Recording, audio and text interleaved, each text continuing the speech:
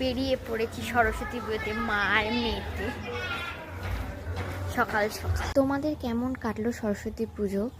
তো কোনোবারই বেরাই না সরস্বতী পুজো ছোটোবেলা থেকেই। 12 অবধি যখন পড়তাম তখন স্কুলে যেতাম, তারপরে সেই ঘরেই।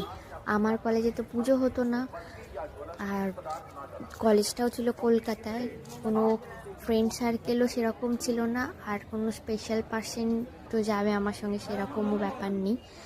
তো এবারে ঠিকই করে নিয়েছিলাম ঘরে থাকবো না, ঘরে থাকলে প্রচুর মন খারাপ করে, আর ঘরেতে বোঝাও যায় না পুজো হচ্ছে। হ্যাঁ, ঘরে আমি ছোট করে পুজো করেইছি, কারণ সরস্বতী পুজো না করলে হবে না। কিন্তু কুলটা আগে খেয়ে নিই, আগেকারের মতো আর কুলটা ওয়েট করতাম। তো এবারে প্রথম থেকে প্ল্যান করে নিয়েছিলাম সরস্বতী পুজোতে যাবো সেজে গুজে দক্ষিণেশ্বরে মায়ের কাছে।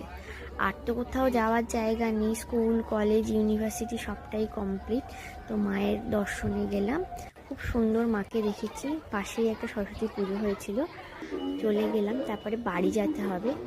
মাকে বললাম মা লঞ্চে করে বাড়ি যাব। তো লঞ্চে করে বাড়ি চলে গেলাম। প্রচুর ভিড় হয়েছে লঞ্চে, মানে আনএক্সপেক্টেড ভিড়, মানে গুটিয়ে গুটিয়ে ঢুকিয়েছে রীতিমতো লঞ্চে। লঞ্চ থেকেও দেখা যাচ্ছে মায়ের মন্দির। তো অনেকক্ষণই বসেছিলাম পুজো, মানে মাকে দর্শন করে দেখে অনেকক্ষণ বসেছিলাম, ভাল লাগছিল মন্দিরে। আর মন্দিরে যে ফোন অ্যালাউ করে না, এতে আমি খুব হ্যাপি, কারণ ফোন থাকলে মানুষ খুটুর খুটুর করবে, এই করবে, ছবি তুলবে। দেখো কতটা ভিড়, দেখো। আর অবশ্যই আমাকে কেমন লাগছে জানিও। অনেক সাহস করে শাড়ি পরে গেছি। তো আসার সময় দেখি সামনেই লালবাবা কলেজ, বাড়ির সামনে। তো ওই কলেজে সব স্টুডেন্টরা বড় বড় বক্স চালিয়ে নাচ গান করছে। তো এটা বেশ দেখে খুব ভালো লাগছিল, মানে ওরা কত এনজয় করছে আমি তাই ভাবছিলাম দাঁড়িয়ে দাঁড়িয়ে।